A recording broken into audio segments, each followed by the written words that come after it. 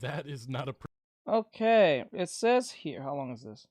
It says here. Oh no. Dark fantasy is a subgenre Okay, of fantasy. we're going to the anime stuff. So this is from Simply Fox, FWOX.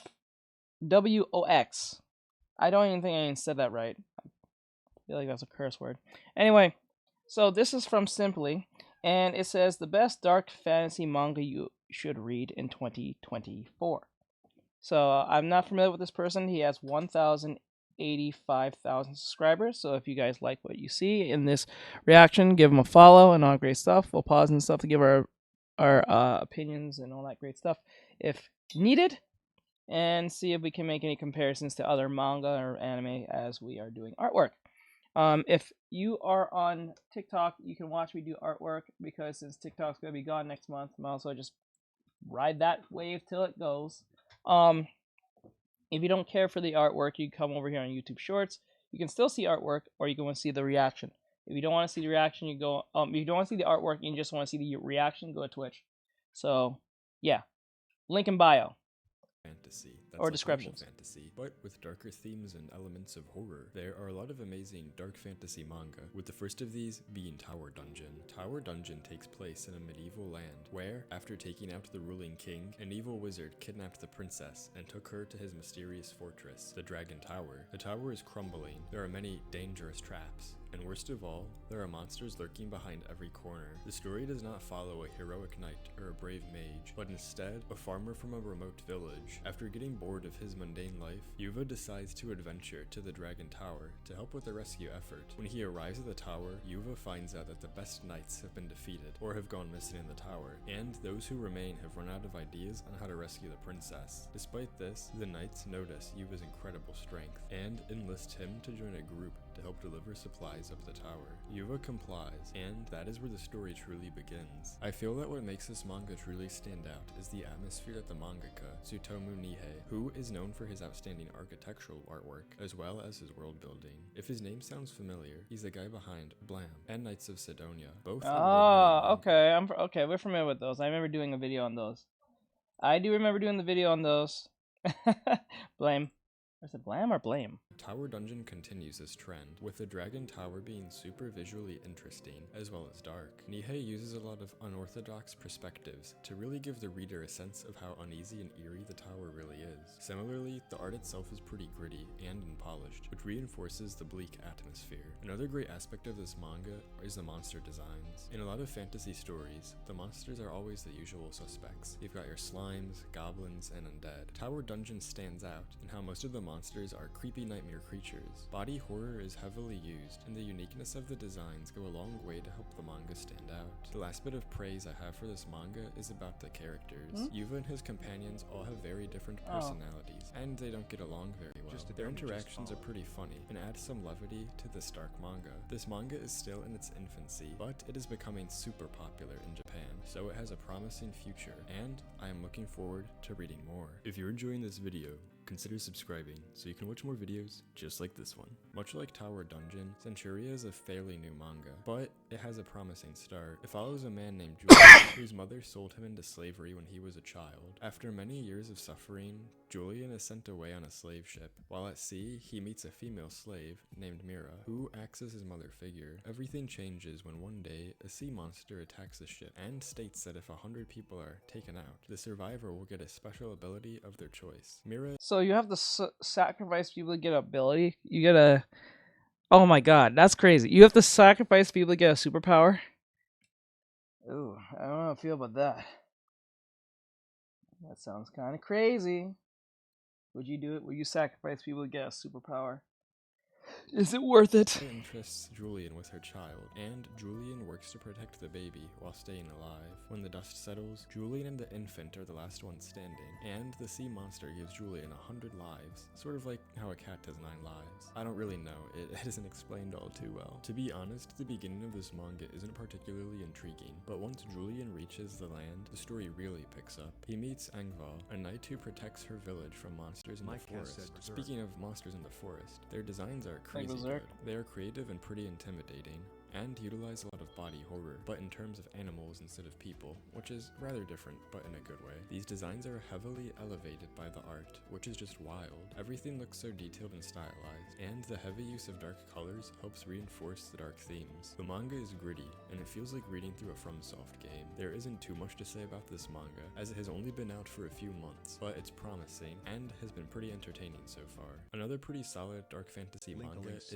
Record of Hyzark War. This manga is an isekai, but hear me out. After passing away from a heart attack, Walm is reincarnated in a low fantasy medieval world as the third son of an impoverished farmer. After a difficult upbringing, he is drafted as a soldier, and he must fight for his country, Hyzark. Fortunately for Walm, he has a pretty powerful magical ability, where he can shoot blue flames from his hands. Because of this, Walm is often used as a strategic piece for the war, defending fortresses and clearing trenches with his ability. While this sounds overpowered, Walm can really only use it for about a minute, before he's exhausted. Similarly, this power is balanced by the mental health effects of the flame. He has to defeat many people, many of whom are inexperienced foot soldiers who don't really wish to be part of the war. The blood on Walm's hands takes a toll on him, and he finds himself hating himself, and seeing himself as a murderer. Walm tries to act strong in front of his comrades and superiors, but in reality, he's struggling to deal with the impacts of the violence he is forced to cause. The darker tone is heavily reflected in the character designs. A lot of manga with darker themes depict their characters as being very pretty or handsome, which really contrasts the tone of the manga. The opposite is done in Record of Hyzark War, where the characters look beat up, worn out, and tired of it all. Their designs reflect their feelings and worldview, which reinforces the dark tone of this manga. The second way this manga stands out is how it focuses more on the war and the magic, as opposed to things like monsters or adventuring. Walm has a lack of agency in his life as he's a soldier, and he has to follow the orders of his superiors. Because of this, he can only see the world through the lens of the battlefield. The same is done with the magic system. There are a few types of magic, mostly relating to the 4 elements concept. While there are many possible uses for this magic, we almost always see it in how it can be used in war. Because magic is almost always used for harming others, Walm feels guilty about being person shrugging emoji female sign emoji person shrugging emoji female sign emoji person shrugging emoji female sign emoji.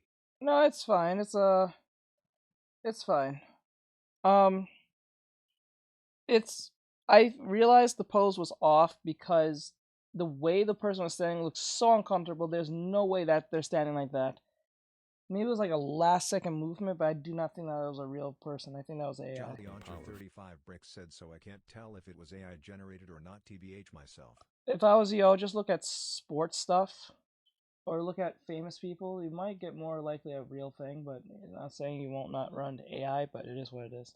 Despite being so strong, Just be careful he next does time. face a lot of challenges. It's hard to and do, often has so it's not rely like on I'm his expecting you comrades to stay know a along. method. Finally, I really like the artwork in this manga. It's dark and does an Jolly amazing Oncher job of 35 reflecting the Bricks said story's I've been using themes. The references artist from real people based off TikTok. That's better. Yeah, that's better. itself is super well done, and you could tell the mangaka, Yanomi Saito, went all out on every page. Also, it is worth mentioning that the novel this manga is based on won an award a few months ago. Unfortunately, the manga is on hiatus, but I am looking forward to when it returns. In King of the Labyrinth, adventurers risk their lives by entering a strange, maze-like dungeon. By battling monsters, adventurers can make a living by collecting and selling loot from monsters. The deeper one travels into this labyrinth, the stronger the monsters will become. This manga doesn't follow an adventurer though, but a minotaur who lives on the 10th floor of a labyrinth. After some magical shenanigans, the minotaur, who had been confined to his floor, is now released in the labyrinth. Being a monster, the minotaur isn't really the sharpest tool in the shed, and its only goal is to become stronger and more powerful. This leads to the minotaur defeating countless. I just want to ask, how do you start digital art? I'll answer that in, I'll say 4 minutes, because we're doing a reaction. You can come over here and watch it with us. We're doing a reaction on a manga recommendation. I'll get into it in a second, but like, come over here and on YouTube, or if you don't want to watch, you can stay where you are. Just wait till I'm done, and I'll let you know. You'll know when I'm done. I'll let everyone know. Like, we're doing a video, so when you guys talk, it's in the video. Adventurers who We have enter to the just turn it off, labyrinth. actually. Because of this, the people who are in charge of the labyrinth decide that the minotaur needs to be dealt with, so they send many adventuring parties into the labyrinth to take him out. One might think that because the manga has a pretty simple premise, it wouldn't be very good, but the way it is executed is rather interesting. This is because of the adventurer's attitude towards the monsters in the labyrinth. They see the monsters like one would see rats or insects, and because of this, they have no respect for their opponents. This leads to adventurers becoming arrogant because they view themselves as all-powerful beings, which causes them to make mistakes. They have good reason for this though, as they are significantly stronger than the average monster, but once they meet the Minotaur, the playing field becomes much more even. This is because as the Minotaur grows stronger, it also becomes more intelligent. It can use skills, magic, and even develop its own tactics to combat the humans. This results in some pretty unique and intriguing encounters. These encounters, coupled with the darker themes and a bit of edge, make this manga a pretty entertaining dark fantasy story. Arms Peddler takes place in a lawless, post-apocalyptic world with fantasy elements, like wacky monsters and magic and stuff. The world is super dark and gritty, with the first chapter depicting the protagonist's family being massacred. The only survivor of this event is a young boy named Yuki. Yuki is taken in by an arms peddler named Garami, and Yuki vows to get revenge on the guy who wiped out his family. I know this sounds pretty generic, but the whole revenge thing is really put on the back burner, as the story focuses on how Yuki grows through the experiences he has. Avenging his family is the end goal, but the amount of other conflicts... Why is it like, is there like a story where a protagonist gets like, his family gets wiped out, but he doesn't choose to revenge? Is there a thing for that? I wonder if that's a thing.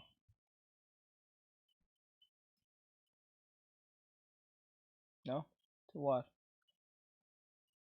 that pop up along the way are what make the story truly interesting and set it apart from the rest. There's a big war, vampire shenanigans, and even this strange existential horror type stuff. I think that the most outstanding aspect of this manga is the world. Despite being pretty dark, every place feels very distinct. In a lot of manga, when characters travel around the world, everything feels so samey. You get the usual castles, medieval cities, and derelict towns. In The Arms Peddler, the setting is much more varied. It ranges from wasteland villages to Gothic ruins, a Mediterranean-inspired city, and whatever this thing is. The world feels so diverse, and this diversity is reflected in the characters. People from each place have their own desires and motivations, and this leads to a lot of twists and turns. People who you think are chill turn out to be pretty evil, and a few guys who seem to be pretty vile end up being rather likable allies. I would like to discuss the monsters that Yuki and Garami encounter. They come in a large variety of designs, but what I find most interesting about them is how most of the monsters have compelling motivations and personalities. Many monsters in dark fantasy are like animals, where they do things out of instinct, or because it's in their nature. In The Arms Peddler, the monsters are pretty intriguing, and they range from being super evil to being somewhat sympathetic. By having cool monster designs and villains with a variety of motivations, The Arms Peddler separates itself from its contemporaries. This is also elevated by the amazing art. Unfortunately, this manga is also on hiatus, and it has been 4 years, but I can cope and say that I am praying for its return. Claymore is a classic dark fantasy manga. It takes place in a world where monsters, called Yoma, run around eating people. In order to combat this threat, an organization called,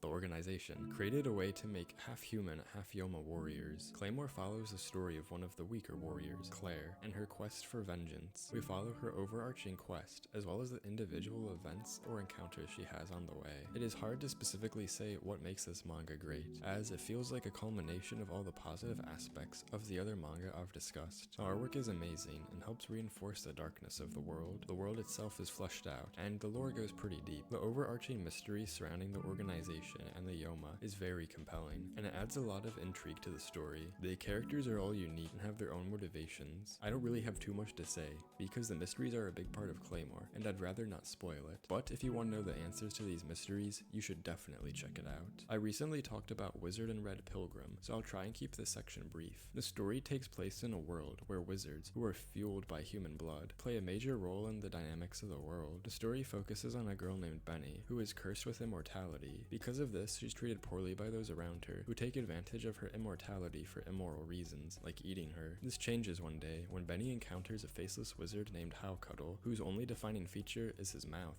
This is because being a wizard like Howcuddle is a punishment, or curse, for some people. In Howcuddle's case, no matter how much he eats, he will never feel full. Benny and Howcuddle can relate to each other, and how they're both cursed, and they become friends. Based on the description, Wizard and Red Pilgrim sounds a lot like Girl from the Other Side, where an adult looks after a mysterious girl, but that isn't the case. Benny and Haokoro look after each other in their own ways. Because they live in such a dark world, they stick together and utilize each other's strengths to stay alive. The overall aesthetic is pretty unique. The art is very gritty, as it looks like a manga was created with hurried ink pen sketches. Not many artists consider the perceived medium of their work, and I feel that this decision really emphasizes the bleakness of this manga. Some people may say that this is a crutch, but you can see that the mangaka, Shida, is more than capable of creating art in other styles on their social media. Another interesting feature of this manga is the character designs. The designs, especially those of the other wizards, are oozing with personality. Their designs complement their abilities and magic, and reflect their motivation and desires. Nice Plus, art. they just look really cool. Unfortunately, this manga was presumably axed, which resulted in the ending being rushed. I'm not sure why this happened. Why does he keep picking a